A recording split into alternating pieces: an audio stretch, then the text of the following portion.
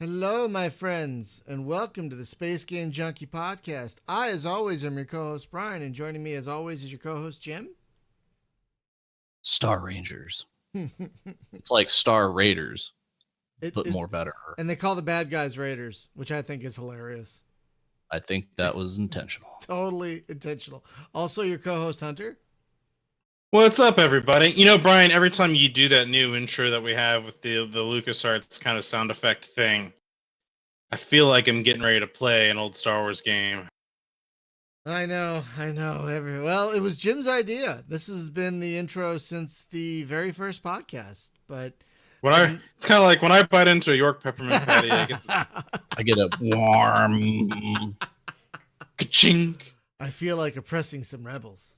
That's what I know, it's like peppermint inception. Wow. Yes. Welcome, everyone. We do not have a guest this week. Every now and again, we like to take a break from guests to talk about a specific topic or a game.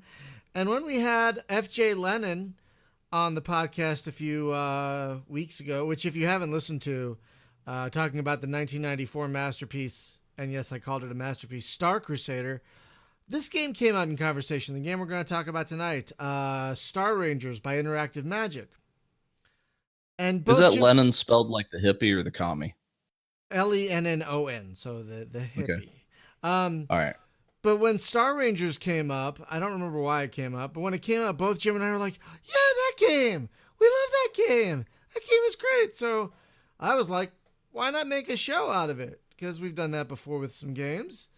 And we like to talk about games old and new. So tonight, if you guys weren't alive in the 90s, or if you don't really remember the 90s, because, God, this was 22 years ago now, right? 1995. Oh, my God, 22 years ago. The only thing that would make this game better is if the theme song for the game sang the game's name, right? Like Star Rangers. Exactly. Music in the background. Star Rangers. Do you remember what the hell was that? It was Rainbird made it. Starglider. That was actually the intro for Starglider. What? Was it just sang Starglider by Rainbird? Yeah. I did not know that. That's great. Yeah, it sounded like like Journey. They hired Journey to do like one guitar riff or something. I don't know. See, it was really cool though for back in the day. For some reason, when I hear that sort of thing, I imagine the Rousdower song from Mystery Science Theater 3. Rousdower, Roddy Rousdower. And also Rousdower saved us. Oh yeah, the world. Oh God! I can't remember the name of that movie. Final Sacrifice, folks. If you haven't seen the Mystery Science Theater episode Final Sacrifice, starring the fantastic Canadian. I wonder if they have beer on the sun. Knew him. He was delicious. Yes, that movie. All right. Anyway, you're set up. Hold on. You're set up for audio there, right? Drink on me, like you can. Wait. What the fuck? That's one of Nicole's favorite episodes, and she just blurted out a line, "Have a drink on me, tattoo." Then when he poured the beer on his... Oh God, that's such a great one. Yeah, that might be one of my favorites in the whole thing. My face is warm, but my shoulders are freezing. What show are you talking about? Sorry, tangent. This is the episode of Mystery Science Theater called The Final Sacrifice. Okay. It's a Canadian horror movie. One of the main characters, his name is Zap Rousdower. And Zap Actionsdower. It is. Oh my God! As a matter of fact, if you look at the avatar icon here in Discord for me, oh yes, if you click on that, that is a picture of Rousdower. Rousdower, really? Yes, that's him. Rousdower. Ridiculous. What were you gonna say? Rousdower. So in honor, speaking of terrible. God, what movies, a tangent! What a tangent! Sorry, folks. Sorry, Jim. Go ahead. In honor of the recently departed Richard Hatch, yeah. We should watch Prisoner of the Lost Universe, which I happen to have on Netflix. What is that right now? What is that? The worst movie that the man has ever been in the room with, let alone starred in. Yeah, it's so good. It's one of the defining "so good it's bad" movies. Like if you looked up "so good it's bad" on Wikipedia, they probably have the the VHS cover from. I was gonna say the DVD cover, but this curse never made it to DVD. Oh God, so bad. It's like a Doctor Who kind of thing, except they end up jump back into time and fantasy world kind of thing. So Back too far back in time. Oh God, yeah. It's okay. So it's a movie that is it's kind of like Kung Fury, except serious movie. Oh no, it wasn't done intentionally to be. No. But it's a Kung Fury level of like, what did I just watch? So yeah, folks, if you're listening to this in the future, we just found out today, this is February 7th, 2017, that Richard Hatch of both Battlestar Galacticas, not 1980, no, let's forget 1980, but both the original show and the reboot, passed away today at 71, I believe. Yeah, Paramount had him killed, actually, for violating the Star Trek IP. Jesus. Come on. Okay. I actually got to meet him a few times he was at like every fucking convention I ever went to. Did you try to pick your grandma up? You know what? No. I told you that Jimmy Doohan story, so I'm sure that's what you're referring to. Yes. Yes, but no. He was something of a ladies' man, though. Him and Ron Glass, I will tell you what, they were always cruising, those gentlemen. So pour out one for both of them. We just lost both of them recently, actually. Ron Glass just a few months ago. But Dirk Benedict's still going strong. So can't say Vagoda anymore. Anyway, we're supposed to be talking about a game tonight, folks. Yes. Yeah, so in the stream chat, I put the Starglider song. If you want to whack play on that, hang on. Enjoy it.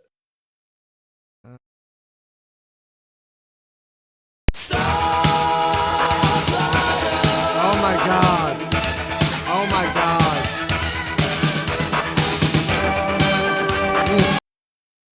Wow, my ears are bleeding. Wow. Oh my God. That's so like Mega Force. That's the intro. Yeah. Mega Force. Yeah. That's so. Like, yeah, man. So, like so you boot the game up, and after like 10 minutes of grinding the floppy, that happens. And it's just like, wow. Starglider. It's so 1982. Yeah, and it ends because Rainbird made it, and then it's like, bye, Rainbird. Oh no. Dude, so that whole synth thing that was going on there, that was so 1984. It's just like, wow. I feel like I'm back in Putt-Putt playing it's Spy like Hunter. that song's playing, and it's just like there's like chicks in aerobics outfits with like ankle warmers and it's big mall hair and yeah, and a sweatband, and exactly that. Yeah, man. It's and they're like pop locking because that's how you danced back then. So it's the aerobics championship, bro. Oh God. The 1984 Crystal Light Aerobics Championship. Oh God, that was actually a thing. It very much was a thing. With Richard Simmons. Oh God. Brought to you by Pepsi. Oh my God. Anyway, the choice of a new generation. So going back in time, let's go back to 1995. Space Sims were kind of at their height. We should have a TARDIS noise, like the whoosh, whoosh, whoosh, whenever shit, we go back in time. But some folks from Microprose left, like Bill Staley. No, what was his name? Staley? Wild Bill Steely. Steely. Who lives? I could throw a rock and hit the man. Actually, and they made a new company. They made a new company called Interactive Magic, which made actually a lot of crazy ass games. They made. Remember their Civ clone called Destiny? Remember that one?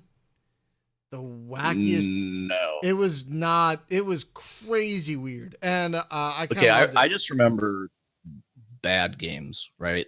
So yeah, nothing they made that was really battle tank thing. Oh, and all their that's sim up on games, Steam right now. All their sim games started with I, so it was IF-22 and IF-18 and they did an IF-16 and IF-22. But that wasn't them though. That wasn't them. Was... the 16 game, that was Digital Integrations. They just published that one.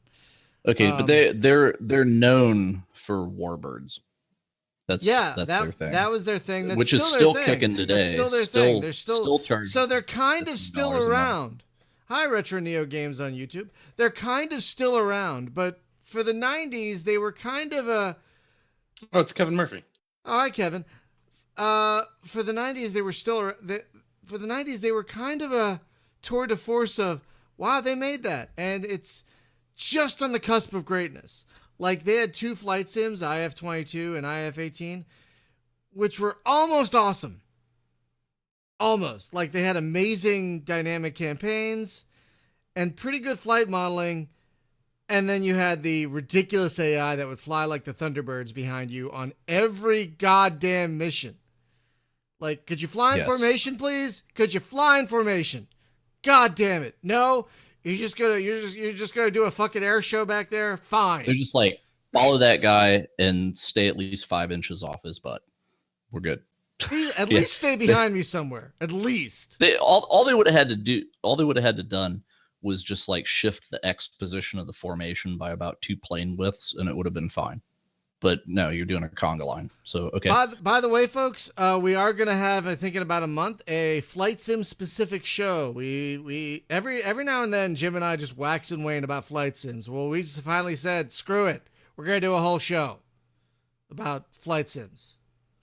Mostly 90s flight sims, because that's when they were at their best. Late 80s, 90s. Mostly waxing, a little bit of waning.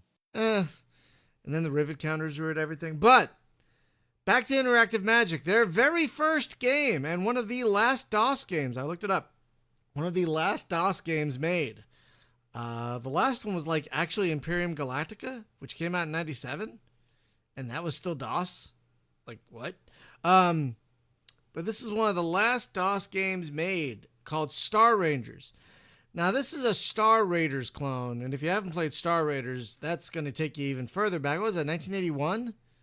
That one? Yeah, about that. Yeah. Glorious, though. Absolutely glorious. Yeah, it was like... that was the inspiration for the Last Starfighter. Probably was. Yeah, that game was on like every system. I played it on the 2600. It was like, but it was like, yeah, it was 2600, Atari 800. Yeah, it was on everything. Yeah. And so these guys made a Star Raiders clone. And if you don't know what that means, it basically means you have a single seat fighter and you have a map and there are enemies on the map. And you have to jump around the map taking care of all these enemies one mission at a time. And defending bases. Now, I don't remember if Star Raiders had freighters and enemy bases and that sort of thing. I don't think it did. I think it was just bases. all it had, it was just sectors that you had to maintain control over. Exactly. And there was star bases you could land at and rearm. And that was about it. And that's what this game has. But this game has a lot more. This game built upon that successful formula into a game that I think Jim and I agree. Hunter, did you play this one? Let me get that out there. Did you play this one ever? I just got my hands on it today. It runs great in DOSBox, folks, by the way. It does take a little bit of tweaking to get it perfect. But archive.org is a wonderful thing. Yeah, it takes a little bit of tweaking to get the mouse to work properly and whatnot. But after a bit of tweaking, it runs great. And so basically, the basis of this and Star Raiders is that you're a pilot. You have to defend a sector from waves of enemies that come in at certain times and places. And this game adds several wrinkles. This game adds enemy bases. This game adds freighters that you have to protect. And it looks like just a simple shooter, but there's quite a bit going on here. You know, it's like it's much deeper than you might think at first blush. You might just look at it and go, "Oh, this is just a simple space shooter." It's got tactics involved where, oh, these guys are about to attack this freighter, but your base is being attacked. Which way do you go? You can't do both. It's very much a game about time pressure and map visibility, because you have sensors that are scattered around on the map, and if the enemy like encounters one of your sensors, so there'll be a green dot and then there's a radius of light around it, and that's where you can see. Well, if the enemy runs into that thing, they kill it, and then you don't see there anymore. So you have to prioritize. Like, I can defend my sensor net so that I can see the next wave, because it's wave based stuff, or I have to go deal with that freighter that's getting attacked, or they made it all the way back to my starbase and they're trashing that, which is like instant lose. And one of the things about the game is it's very brutal about doing a head on with the enemy.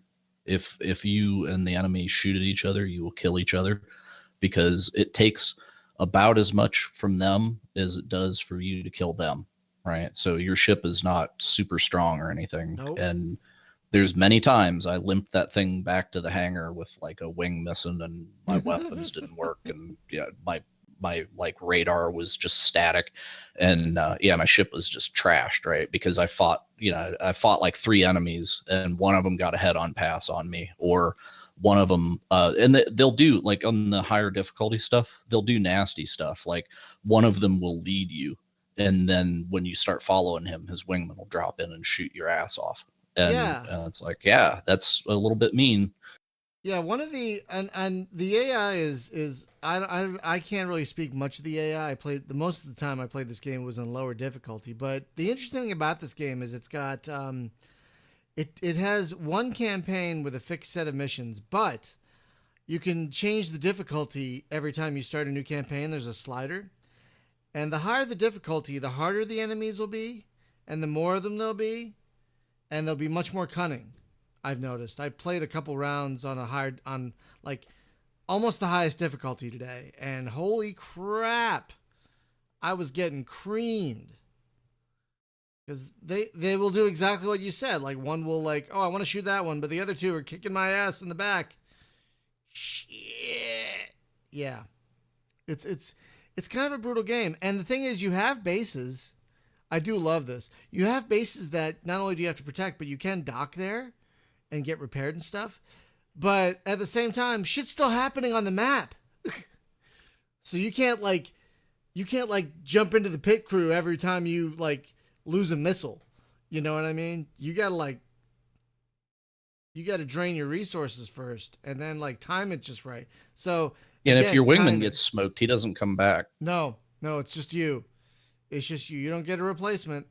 So you have to keep an eye on him too. And it's easy to lose sight of what your wingman's doing because you get so target focused. But yeah, there's a lot that can go wrong in this game, a lot, and the missions are nicely varied. I think I got 6 missions into the campaign, maybe 7, and sometimes you have to take out a carrier, sometimes you have to take out a base, sometimes you have to protect some freighters. You know. It's surprisingly deep, and if I recall correctly, it didn't get a lot of love back in the day. Like, the reviews are pretty middling, and I don't think it got a lot of attention back in the day. I mean, granted, there was a ton of shit coming out in 1995, and people were probably still playing all the crap from 1994. Yeah, and that's the thing, right? So that game came out, Battle for Jacob's Star came out like almost the same day. God, there was a ton of space games, and we had just had TIE Fighter, right? Like moments before TIE Fighter dropped on us, right? So it was just like, I don't think anybody had beaten the TIE Fighter campaign yet, and then this thing came out. So it was kind of like, wow, TIE Fighter, man, I got this story campaign. You know, it's awesome. It's Star Wars. I'm gonna play that. And this kind of got backburnered.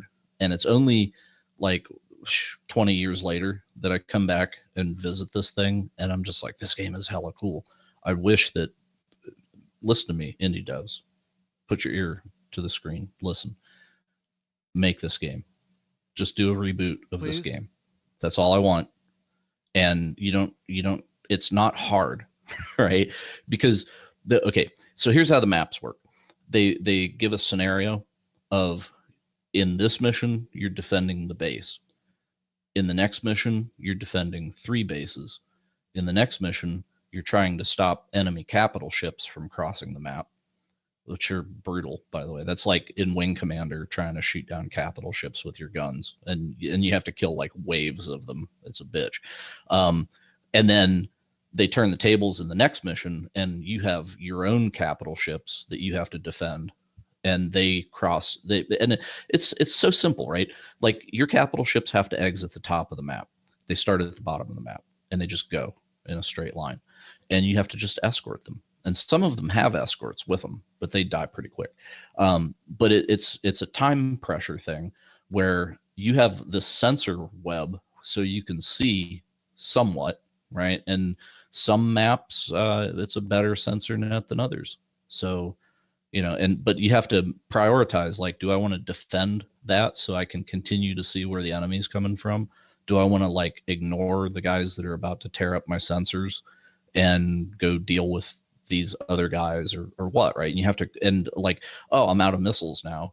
Do I go back and reload, or my ship is damaged and it's wobbling around when I'm trying to fly, but I could still kind of fight this next wave of guys?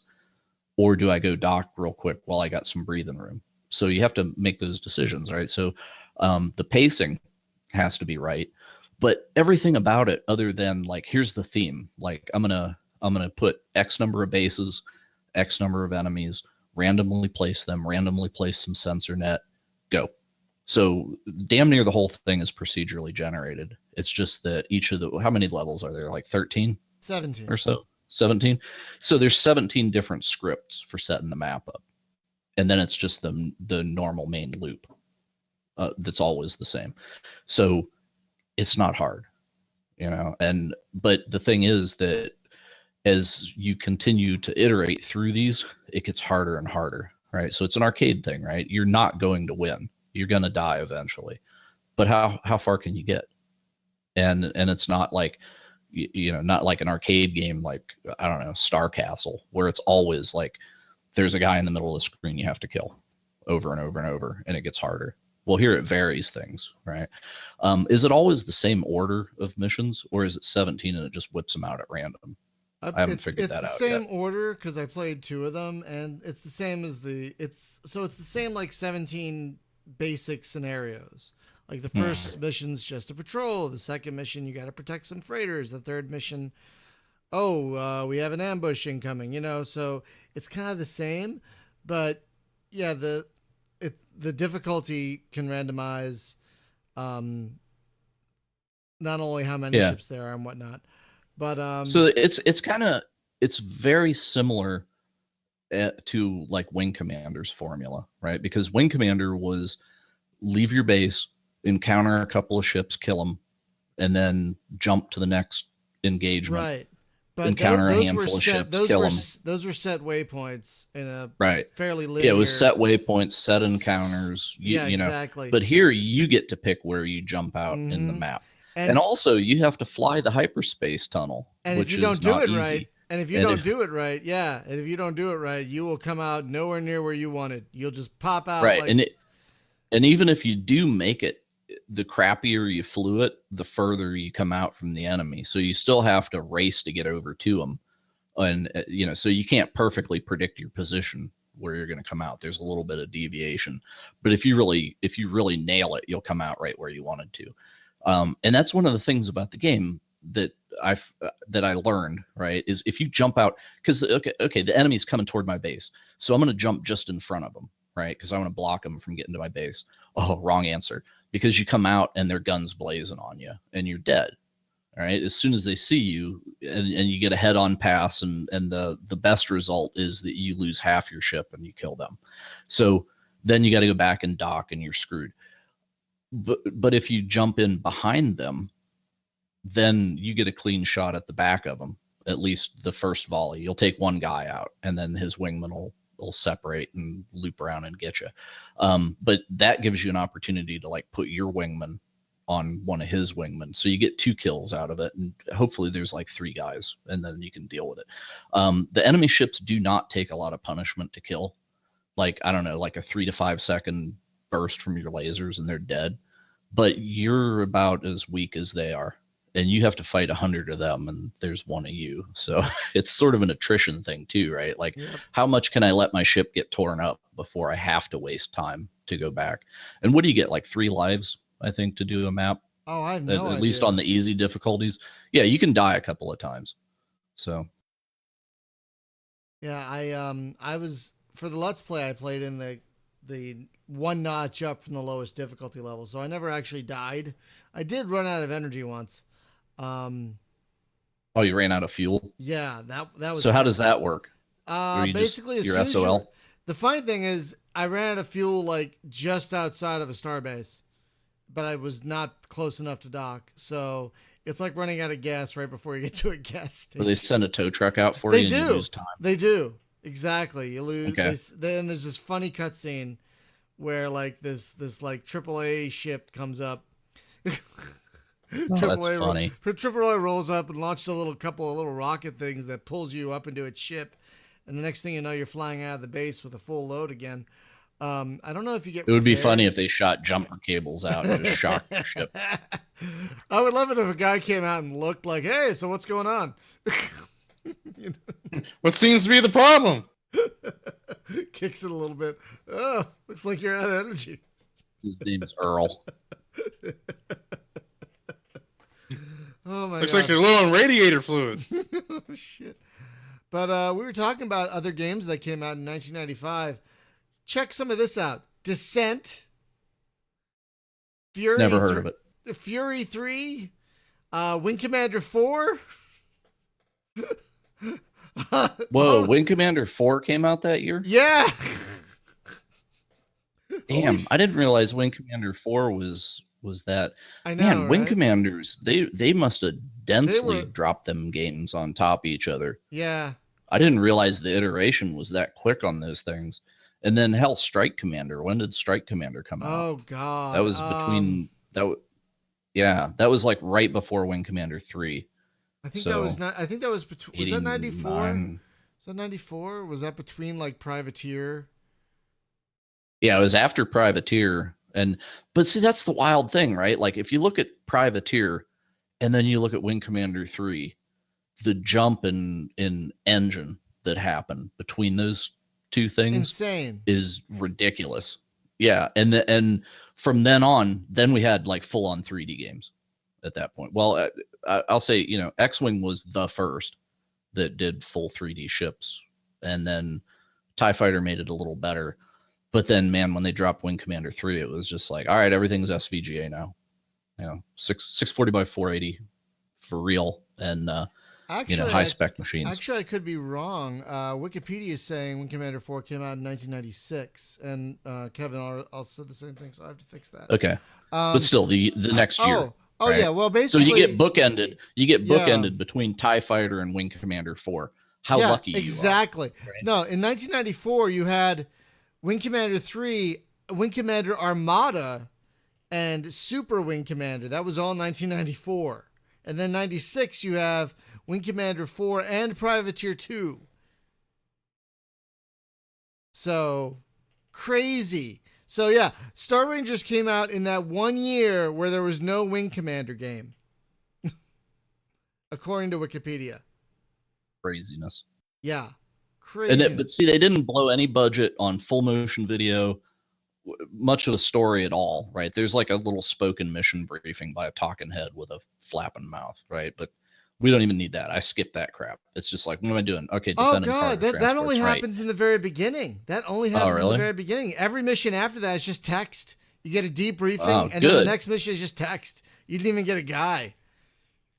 I wish that they had even more gone for the arcade feel in it. Like, just go for broke, man. Just make it like a quarter eater, and that would have been cool. Like, put your score like top center of the screen, and just get absurd. I do think the sound effects are really weak sauce in this thing, though. It's like the Oh god. hitting the enemy sounds like dice in a cup. Yeah, It's yeah, bad. folks. If you should watch the videos on the YouTube channel, I don't know if I can pull the sound up right now. But yeah, basically It is when labad. it's not every ship, but when you hit certain ships, their shields sound like it's you're playing Yahtzee. Basically, you have dice in a cup, and they're rattling around. I don't understand why they used such I have no idea. terrible. Like it could have been any noise but that. But that just sounds stupid. There's no pleasant way to say it. It just sounds stupid. But that's okay. I can look past that. I wonder if it's possible, if it's just wave files or something, I could go in there and just swap that out for something a little more glorious. Let me see. I'm gonna take a look. You know what else? What else had a dumb sound, but it was better than this? Was Privateer. Like whenever you hit the enemy, it was like bonk, bonk, bonk, bonk, bonk, and it's like really, but that's better than dice in a cup, I guess. Oh yeah, it doesn't look like there was a sound. It does. I don't see any kind of. All right, that's it. Indie devs, you got to remake this, if only to fix the sound. So there you go. Do it. But I expect this on my desk by Tuesday, because Yeah. it would really take the weekend to make this game. I think, given Unity, give you a weekend, you'll have it. You're good. And you want money? Like throw that up on Steam. It's good. $5, make some dough. yeah, there's already some Unless, interactive Magic games on Steam. yeah, well, no, I don't mean. I'm saying like if you did a reboot of this game today in Unity, spend like I don't know 2 weeks knocking it out, right, and then throw it up there on Steam. You would make some bank. All right, at the $5 tier. Oh yeah. Speaking of, did you see that new game? It just came out last night. It's what was that? Oh, you trying to find that nasty noise?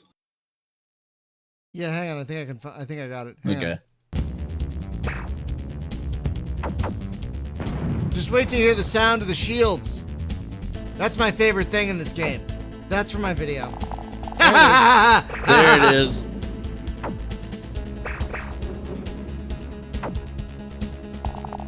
Yep. What is that noise? It's dice in a cup. I don't man. know. I don't It's know. like rattlesnake. I don't know. Nasty. I don't understand it at all. I don't I understand. want to go it. back in time and fire that guy Well, for that. Deadlonix, no, I am not kidding. That's not only from the cutscene in the beginning of the game, but the actual game sounds like that as well. It is one of the funniest things I think in all of space gaming. I've been trying to get the guy. I've been trying to contact. I contacted one of the guys who worked on this, and hopefully, Yeah. So Mike Chen, who is the producer or the designer on Yeah. this thing, went on to work at Blizzard and was involved in Diablo 3. It was the last project I think that I saw, but he's got a lot of World of Warcraft stuff and whatever. The problem is there's like Mike Chen is like the Chinese version of Joe Smith. So it's like I Google for Mike Chen and it's like, here's a billion Mike Chens. Find the right one. No. I did So get in touch with one. Even knowing where he works, I couldn't get him. I did get in touch with one of the executive producers, and he said he's interested. I just haven't solidified it yet. So we will probably have another show on this game at some point. You need to be a closer, man. Always be closing. Just be like, dude, what's your number? We're calling you tonight. It's happening. No. Yeah. That's like we won't get a lot of guests if we strong arm people like that. They won't appreciate it. But yeah, it's interesting because it's like Interactive Magic clearly had money. They made a full game engine on their own. It's not like they could use Unity, back then. So they clearly made an engine and they made it randomized and blah, blah, blah. Did they run out of money for the sound? Is that why they fucking used a Yahtzee cup for the, used a Yahtzee cup? I can't even, I don't, yeah, I got nothing. I can't think of a reason that would happen other than we got to ship this shit tomorrow. Like we don't have any sounds. Quick I could like beatbox better sounds than what they've got here. Like just give me a microphone. Just running around playing in the yard going pew pew pew. That's a better fucking dude. That would effect. be actually hilarious if somebody did a reboot of this and then they actually went pew pew pew whenever you shot. Just do all the sounds just with your voice, and that would that would be so great. Yeah. I need a sound pack for MechWarrior Online. That's just somebody going pew pew pew. I wouldn't be surprised if that happened.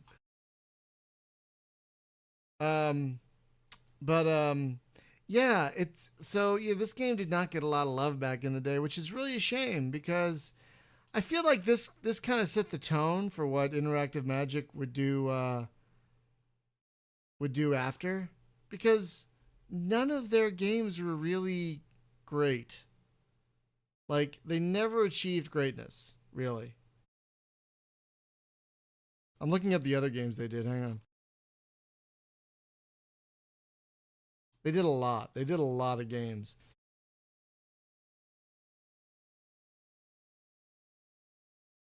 But yeah, they did a lot of games back in the 90s. And they also had that interactive network, Entertainment or whatever. Yeah. But they also published all games too. Yeah, because remember they published Apache and Hind.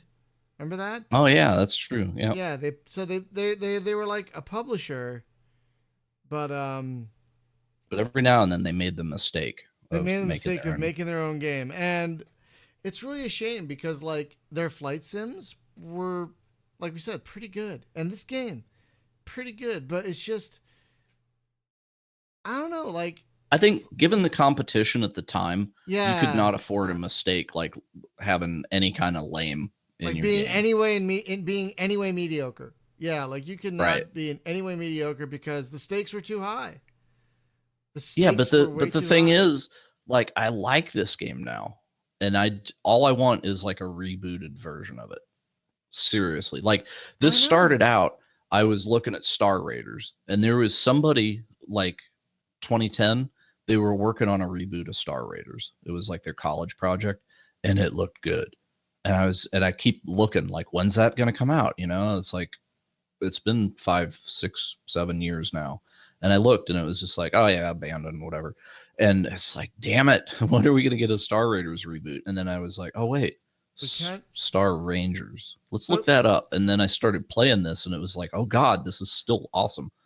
yeah, it is a fun I game. just sometimes you just don't respect something that's moderately okay in the face of strong competition. But then years down the road, when the well is dry, you go back to that thing and realize what you missed. Oh yeah, like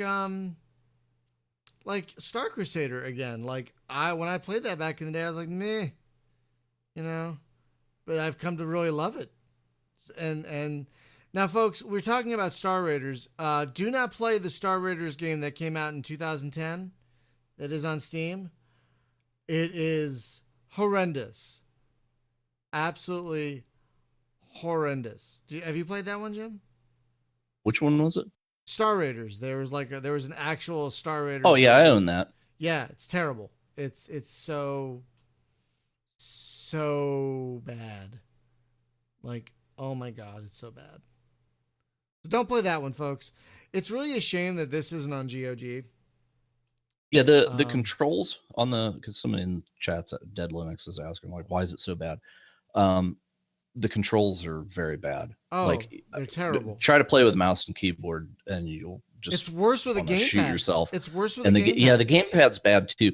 So the big problem is it requires precision shooting when you're in ship form. It's kind of Robotech, right? Like you can be in a fighter, or you hit a button and then you turn into like Gearwalk mode, right? So Strike you're like Suit half Zero. fighter, Oh my half god. turret, It's Strike and Suit Zero yeah, before Strike Suit Zero. yeah. And then if you hit another button, then you turn into a full-on turret where you cannot move and you can shoot really fast. So I just use the ship mode to get somewhere, and then I pop into a turret and kill things. Because when you try to shoot stuff as a It's fighter, the worst. you can't hit It's the anything. worst. No. Yeah, it's not good. It with just a tiny bit of auto aim, it would have been salvaged, even if they didn't fix the controls beyond that. But yes, speaking of Strike Suit Zero, like if you get the itch to play that game, just play Strike Suit Zero because it's a Yeah. better version of the same thing. Oh yeah. Oh yeah. Absolutely. Um yeah. So it's kind of interesting that this came out in the mid '90s when there was so much else to play, and because it wasn't awesome. Like I think the same thing happened to Renegade. It also was not awesome, and so few people remember those games now. You know, it's kind of a shame because they're not. There were legit. You know the game that Sorry. game I wish worked that I could find a working copy of, just because I've never played it, is Sinistar. They did a reboot of Sinistar. What? That was back when they were doing like reboots of stuff, and Star Raiders happened, and then they did Sinistar, which was an awesome arcade game, and then they made like a 3D spaceship game out of it, and it was still the same premise, right? They're making. Let me look it up. I'll find out who did this thing. I was gonna say. Pretty sure it was Atari.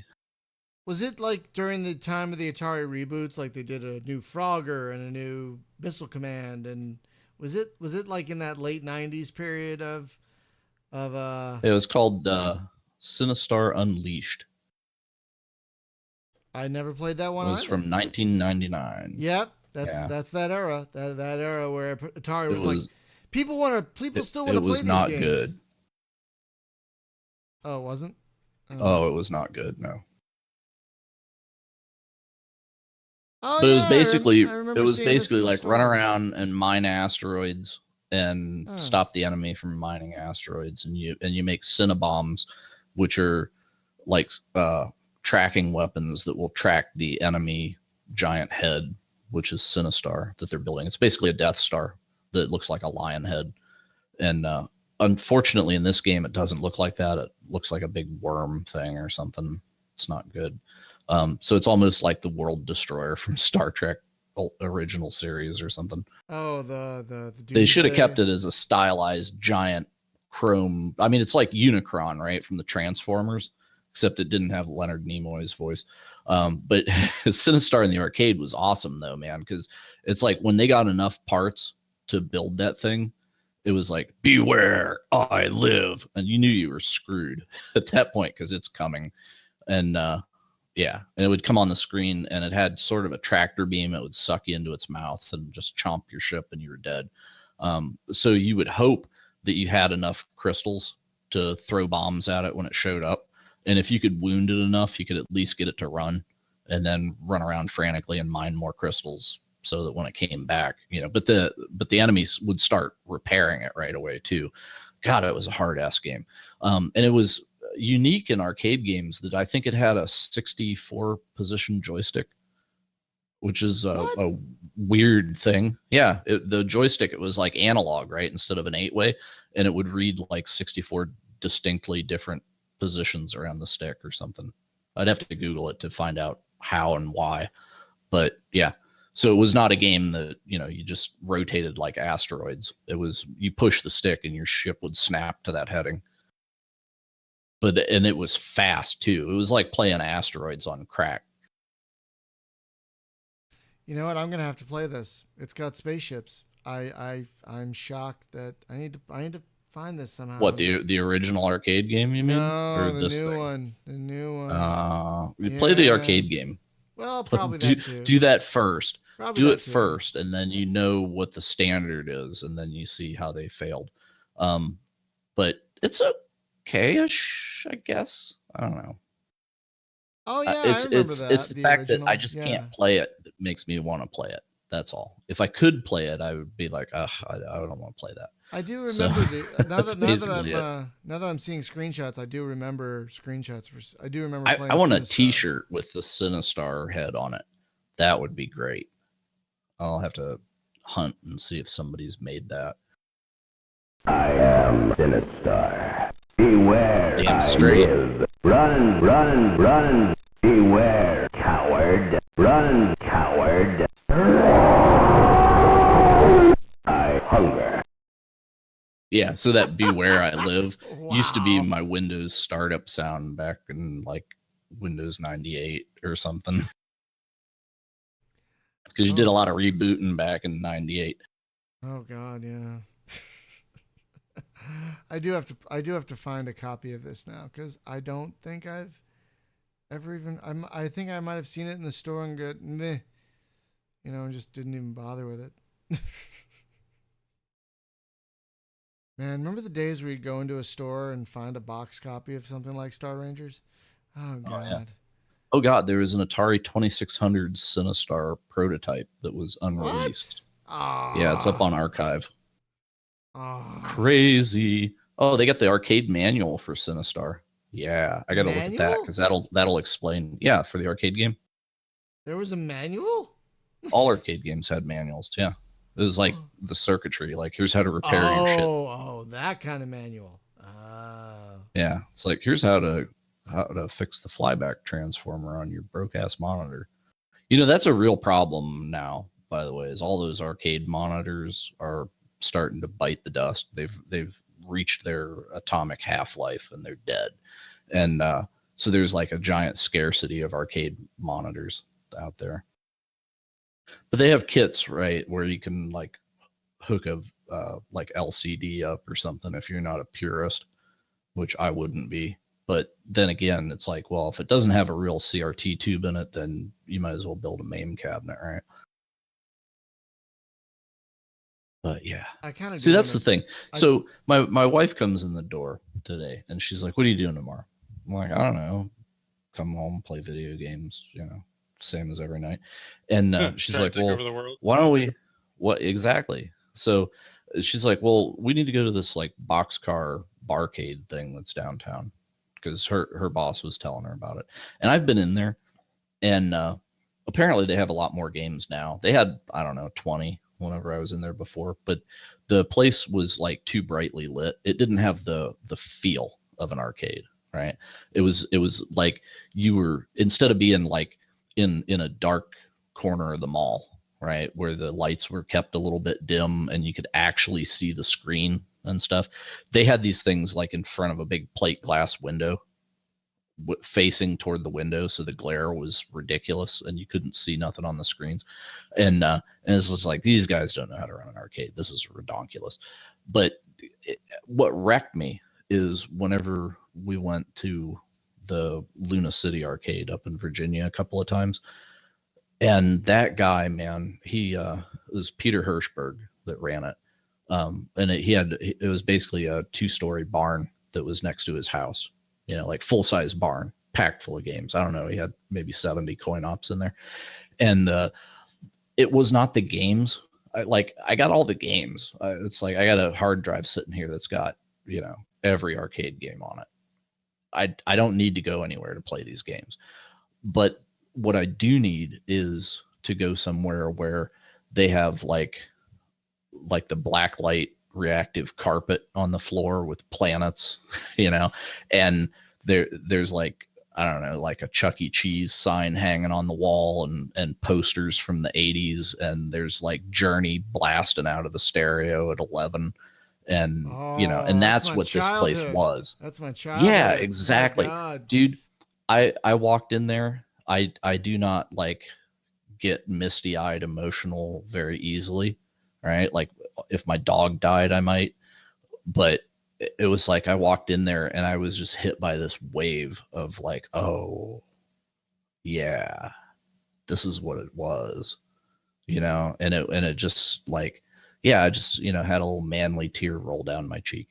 And because it was just like, I stood in the middle of this and just kind of closed my eyes and just like smelled it. And it was like all those arcade machines that had been on all day. So there was that like hot MDF smell, you know, the plywood glue in there, and like the noise of that. And it was like, it wasn't like, oh, we're in here and there's like 10 people. There was like 100 people in there. All right. So it was like the most packed mall arcade you'd ever been in. And it was just glorious. There was a lady from NPR that was there, you know, interviewing him. I talked to her for a while. And it was just great, you know. And yeah, it's the setting. It has not a lot to do with playing the games themselves, because I can do that anywhere. But that time machine of, I'm standing in a room just like a room that was 20 something years ago, 30 something years ago, and has not existed since, right? Like nowhere can you find that. And this guy completely perfectly reproduced it. It was just like I walked into the frickin' TARDIS. And, you know, it was like, wow, this is 1984 again. And that was actually his rule in there too, is it was 1983, 84 themed. So there was no games newer than that. Oh my god. and he still packed the thing, because that was like the height of video games. Yeah, Yeah. right before the big So crash. Yeah, right. yeah, it was right before that. Um, so yeah, I mean, it's just, it's what it is. But yeah, the nostalgia thing, I miss that time. And then Jones like, well, do you want to go down to this barcade? And I was in there, and it felt like, I don't know, like being at a Starbucks and there's a bunch of video like a games. Dave and Buster's. It just, like well, not even Dave and Buster's. I mean, because Dave and Buster's, at least they decorate, they put some neon and stuff, right? And these guys, but it was just like, I just felt like I was in Starbucks, except they had beer, But it's just like these games are set up all wrong, and it's just not respectful of my eyeballs when I'm trying to play anything. And I couldn't believe that I was standing there in front of Time Pilot and Robotron and had no desire to drop a quarter in them. Oh shit. At all. I was just like, let's just have a beer and go. Yeah, it just didn't do it. Yeah. It's interesting. I play a game like Star Rangers, and I kind of am taken back to that simpler time of the 90s, where we've talked about this before, but God, the 90s was. I know, right? Jesus Christ. Hanging out at Freddy Fazbear's. But seriously though, I mean, so much shit came out in the 90s that people are still trying to emulate. Look at all the fucking Master of Orion clones. Excuse my language. Yeah. Sorry. Well, like, okay, look at speaking of clones, XCOM. How many XCOM clones did we get and nobody could nail it? Nope. It's really simple. Make the same game with better graphics, right? Like, take those graphics, upscale it to, something higher than 800 by 600 or whatever the hell it played in, 640 by 480. Like, just take it up to 1280. That would be fine. We could take it up to 11. Yeah, to 1280 by 960 or whatever. We're good, right? I'll play that. That's being said, in the XCOM reboot, the official that they did, they once again nailed it, but they didn't reproduce the same game. They took the ridiculous tedium of the, like, oh, I have 52 points, but if I want to save enough shots to fire on auto, I have to bean counter. They took all that min max crap out, and it's just like, okay, you can move once or twice, and if you move twice, you don't get to shoot. Great. I think every turn-based game should take that. Just do it. That's the way. All right. But I mean, it's like they redefined their own game, and it's good, right? But in between, nobody could nail it. Despite, like, the only other thing that ever came close was Xenonauts. Xenonauts is a damn good game, but it still kind of replicates a lot of the tedium that was in the original XCOM. That, having played the new thing, I'm just like, I don't know if I got time for that. So, but I respect it for what it is. And if you want to play something that's very close to the original, that's the only game to screw around with. There was all those like UFO whatever games, and they're all up on Steam. They all suck. They've got a terrible case of like Eastern Europe. Yeah, like those games that were like cheap and made no sense, and were just, something was wrong with them, right? But then again, you like parking, so maybe that's right up your alley. Because, well, I mean, back in the mid aughts, like, all the space games we got were from the Europeans, the Eastern Europeans and the Russians. Space Rangers. Yep. Well, except for maybe Sword of the Stars, there were most of the space games like the Tomorrow War and Dark something. The Dark Light. No, it wasn't Dark Light. It was Dark something. Oh, for I like those You though. know the one I'm That talking particular about. game, yeah, because I love the dialogue in that game Oh God, it's because it's awful. just Come on. mind bending. It's like an episode of Lex. It's like I heard what he said, but I have no idea what the fuck he's talking about. But it sounded awesome, right? It's it's just like taking a caveman and let him listen to like Star Trek speak, and it's just like those words made no sense to me because it's like it was in Russian and then they translated it to Chinese and then they translated it to English through Google Translate, and that's what you got as voice actor. They hand that to the voice actor, like, here you go. It was like, wow. Dude, that dialogue is worth the price of admission on those games because it's so bad. Divinia Wado. I don't know how to say your name. Heard the Darklight Conflict was pretty good. It's not. Don't ever play that one. Yeah, I think that's the one. It was Darklight Conflict, and then there was another one that came out. It's on Gamersgate. I'll have to find it. It's on Gamersgate. But yeah, Dead Linux brought up Darkstar 1. Remember that? Yeah, that's kind of icky. That's actually on it's actually on Steam on sale for like $2 right now. Don't bother. In fact, find a CD. It's the only game that's of that type of game, the privateer type of game, that ever came out on the Xbox. So there's that. Yeah, it was. But yeah, if you want to play Darkstar 1, go find Tar Chronicles. That's it. Oh God, that was the other one. No, Dark Horizon was the one I was thinking of. Dark Horizon, yeah. Yeah, like 1C and Paradox in the aughts put out just the shittiest space games for the most part. And yeah, because there was nothing else. So we took what we got. But in 1990, well, wait a minute. Oh no, Darklight Conflict was terrible too. Yes, Darklight Conflict was terrible. Yeah, that was bad. So what was the other one? It wasn't Darklight. It was Dark Horizon. Did you say? Yes, Dark Horizon. Published by Paradox, and I believe remember when Paradox was the publisher? Back in 2005, I think. Yeah, it's terrible. Yeah. No, I liked it. What? In some sick freaking way. I liked it. But like I'm saying, and Tar Chronicles is like the sequel to it, right? And I like Tar Chronicles. I think it is.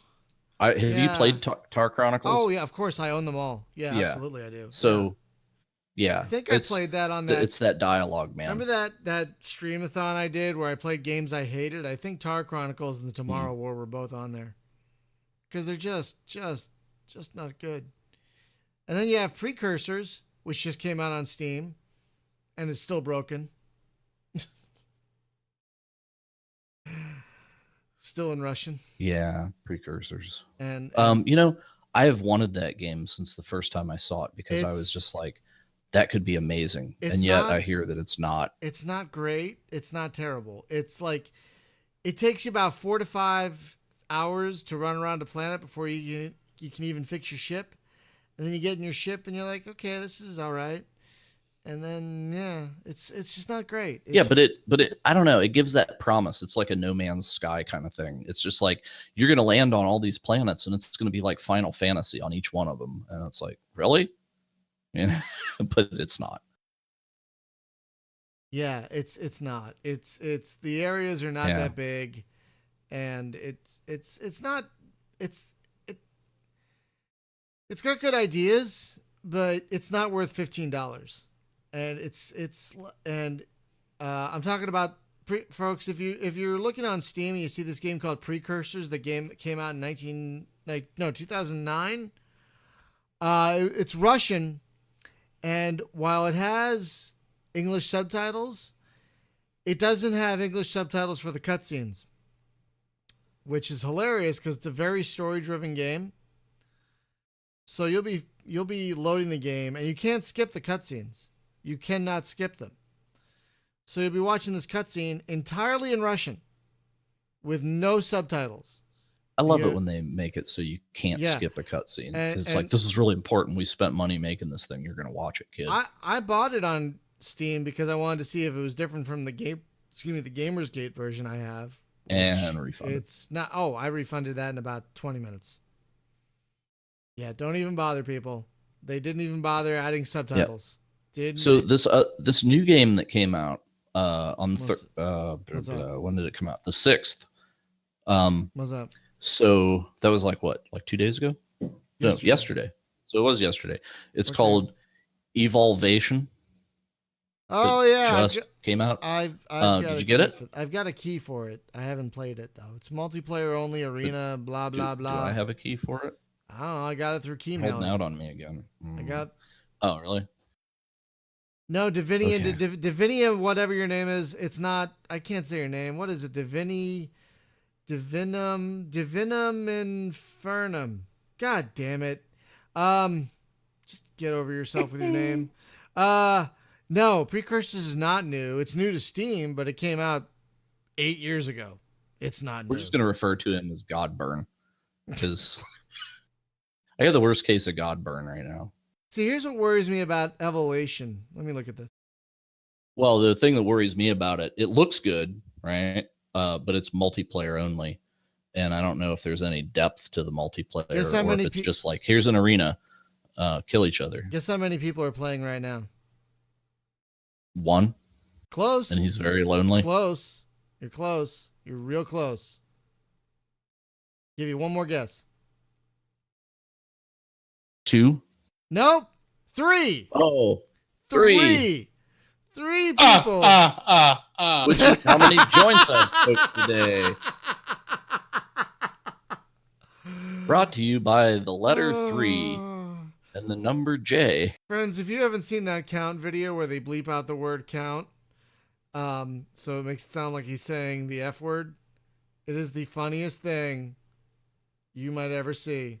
Yeah, it was unnecessarily censored count. Yes. It's oh my god. It was so good. Thank you, Sesame Street. It's got 2 positive reviews. Okay. Well, that's overall positive. Well, no, 3. they all did receive 3. the product for free, which is nice Oh, that there they it checked is. that. Yeah. So what needs to happen with this is they need to Yeah. give like the first 1,000 away for free. They just need to be. I wonder if you could do that on Steam. Just be like, first 1,000 people that click the button get it. Bang, and then you've got a population that are going to play it a little at least, and that way when people look at Steam stats and they're like, oh, there's 3 people. Oh, it's multiplayer only, and then you get a bad case of God Factory Wingman. Because I won't pay $20 for that thing Nope. because I know there's nobody playing it. Nope. You know, there's multiple games that are like that. And oh god, what's that other game that was? It was pretty cool, right? It was a space buildy thing, and there's nobody playing it. And I bought a 4-pack, and I was like, hey guys, we're gonna. There's nobody playing this, and Which game was and it was that? just like, all right, well, I returned it. Dang, I can't think of the name of it. Ballistic, I think. No.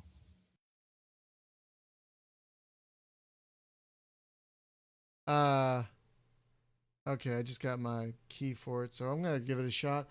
But I've not played Vega Conflict. I don't know if Have you played Privateer Gemini Gold? Oh, absolutely. Because yeah, so that's Vega Conflict. It's the same engine. It's just Vega Oh. Conflict doesn't have the like Wing Commander IP in it. It's its own thing, but it's a much more primitive version too, unless they've done stuff to it that I don't know. Godburn's gonna clue us in. But oh, is that what that means? Yeah, I guess it does. Divinium Infernum. Your name makes me angry. I wanna change my name to Staracha. Be like hot star, spicy space, and that'd be spicy space at night. that'll be my Spice Girl name. I'll be Spicy Space or Spacey Spice. I don't know. Be a That bad- no wait no that would be Melange. Would be Spacey Spice. I don't know what that is, but it sounds French. We really this is what happens sometimes when we just try and talk about one game. We never just talk about one game. Because the game has no story, right? It's just like, it's It awesome. doesn't You get on the really. map and you shoot shit. It doesn't really. And one of the reasons I wanted to talk about it is because it deserves more attention. I would love it if people either went to download it. I don't try to encourage people downloading abandonware, but yeah, go download this one. It's on old god. It's on In old this hyphen case, games. you owe it to yourself, and you Yeah, owe it you to should. the game. You should. And because, also get Renegade Legion Battle for Jacob's Star while you're up there. if you can, get the Archive. CD version because the CD soundtrack is amazing, like amazing. Like so. Yeah, you played a little bit of it for us before, Yeah, right? so synthy. So Maybe you good. can like be like Keyboard Cat and play us out with that. Oh, hang on. I have to load DOSBox and shit to do all that again, but I can do that. Hang on. Because yeah, I think we're running out of steam for this particular topic. So, folks. Oh boy, That's it. Steam is down. Oh, No is more Steam- games. Is Steam down? Tuesday. No, Tuesday. we're running out. Oh, We're out of Steam. Hang on, I gotta. Hey, do speaking this.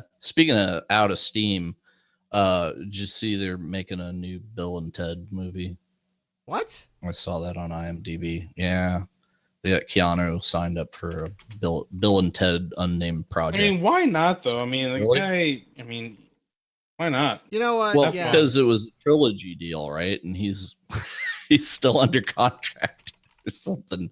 I don't know. No, that's Well, I modern mean, day like, movies. I You think- can't get a movie done unless it's a trilogy. It's interesting that you bring this up, and I know we're a game show kind of thing, but what's really interesting about Keanu is I recently saw a couple of interviews with him for John Wick 2, and I think he just has a passion for just doing whatever the hell he wants to do. Like, it doesn't really matter what the project is, as long as he's having fun doing it, he's going Right. to do it. And he can because he's the one. Well, sure. So you know, Matrix jokes aside, you're right. I mean, like, he didn't expect to have a John Wick 2, but it was John Wick 1 wasn't even supposed to be like the hit classic that it became, and it's such a hit classic that they did a second one. Now you got to be careful with that though, because then you could like burn yourself into a corner, and then you're having problems. But I've heard the second one's even better than the first one, which I and he got to do stuff with Lawrence Fishburne again, which Which is they're great. old buds. So Yeah, I'm so excited. Yeah. I already have my Did- tickets. I can't wait. Speaking of Fishburne, did you see Passengers? No. no. Okay. Spoilers. Lawrence Fishburne. That's all you need to know. Okay. All right. So hang on, folks. Prepare for some mid-90s synth.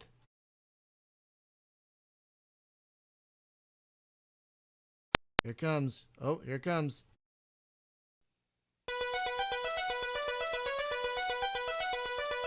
Jesus.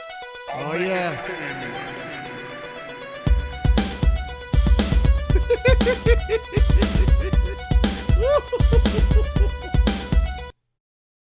It was the 14th year I of the read two 31st squadrons of millennium. speculums. One Whatever. That's when it gets. You know, that's totally like a nightclub fight scene in Beverly Hills Cop.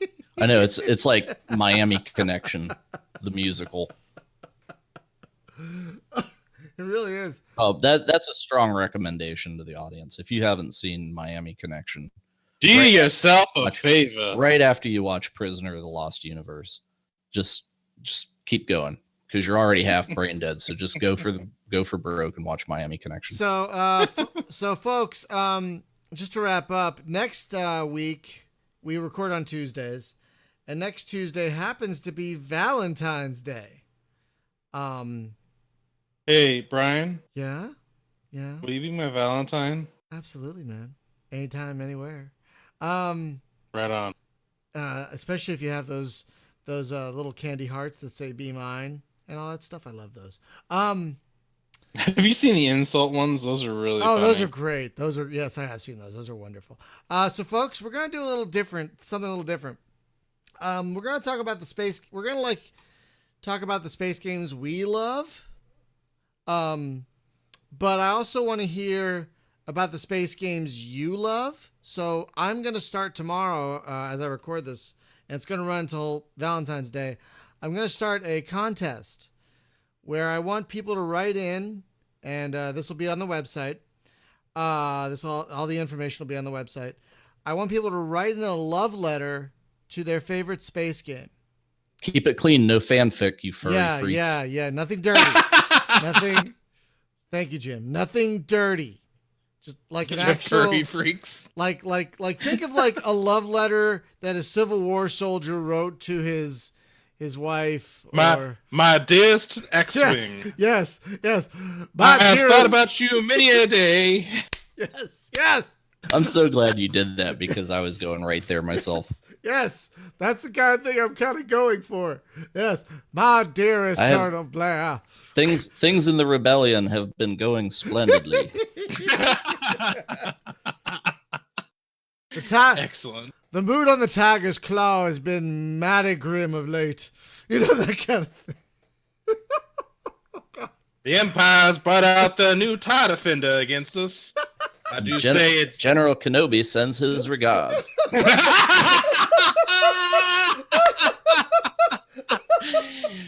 Please be creative and do some shit like that. I want to see that. Yes. Oh, God. Oh, my God.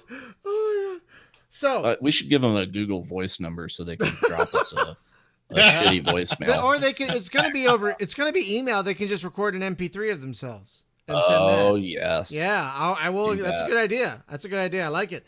So, folks, starting tomorrow, Wednesday, the 8th, until the 14th, I'm going to be running a contest where the best 3 letters, it could be written or audio, will win a code to a game. I haven't decided what yet. I have a lot of codes just sitting around, so I'll give you something. See, he's holding out on us again. I'm not holding out on you. I've got codes. I've got codes. We're just in it for the codes, man. They're multiplying. Yeah, so if you can write or say a love letter to your favorite space game, we will read them or play even them. Sign it if you wanted to do video. We will, or if you want to do a video, we will read them or play them on the air next week as we also talk about our own. We will, at least I will make one. I'm not going to force you guys to make one, Jim and Hunter, if you don't want one. I will encourage you to, but you don't have to. No, mine will be presented orally. Speaking of orally, so mine's going to be written to Olivia Munn. And oh my God. Huh? I don't, what? It's not cheating if it's in the... What? Never mind. Wow. That over my head. Anyway. Yeah, I'll send you the clip. She's a charming lady. Anyway, we'll talk after the show. So anyway, folks, so that's what we're going to do for next week for the podcast. Coming up on Thursday, by request for Multiplayer Madness, we are going to be playing the free-to-play zombie alien shooter thing, Hound's Lost Hope. Oh my God, I love that game. Yeah. I shouldn't, but it's so good. It's actually surprisingly, for a free-to-play shooter, it's surprisingly good. So we're gonna play that. It's like a stinky good, right? It's just like you kind of like roll in it and you get sort of a stench on you, but it's surprisingly pleasant. Yeah, it's like the graphics aren't great and the music's kind of wacky and the voice acting is ridiculous, but the gameplay is solid. And piles of zombies, but not just zombies, God. alien zombies. Because zombies. Dude, the premise of the game is fantastic, right? So UFOs fly overhead and kill a bunch of people, but those people are infected with like alien spores and pop up as zombies, and you've totally got some XCOM crap going on, right? So because really, like, if you're going to invade, you might as well like use the dead population to kill the rest of them, right? That's a pretty solid plan, I think. So you get to kill a lot of zombies, but it's like space weird zombies. So like you go in one room and there's like weird sacks hanging from the ceiling, and that's like zombie gestation. You know, they cocoon up or something. And I don't know, man. There's like a variety of weird things that used to be human, but now they're space zombies. There's no pirates though. No, just space zombies. And folks, I'm like I said, for Star Rangers, try and download a copy if you can and get it working on DOSBox. It is a solid game that I think deserves people playing it.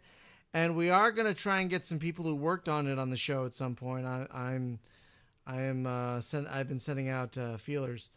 So, AC Wraith, you want a Warframe night? We could do a Warframe night. I'll just add it to the calendar. We do take suggestions for our Thursday night palate cleanser, as I like to call it. So, friends, thank you so much for watching this week's topical yet still very random show. And if you haven't yet, please subscribe to either the YouTube channel or the podcast. We are almost at 5,000 subscribers on the YouTube channel. That'd be great if we reach that. Plus, did I tell you guys we got another iTunes review? We got a second iTunes review. And it was very positive. We actually have enough reviews now that we're 5 stars on iTunes.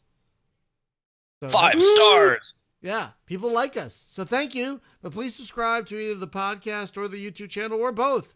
That would be great. And don't forget, we have a Patreon. And we're not too far away from the goal of me getting a camera.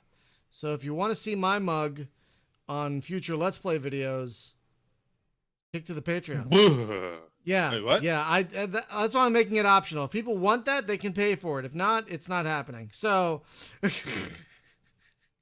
I don't know why anyone would want that, but whatever. So, folks, thank you so much for watching and for listening.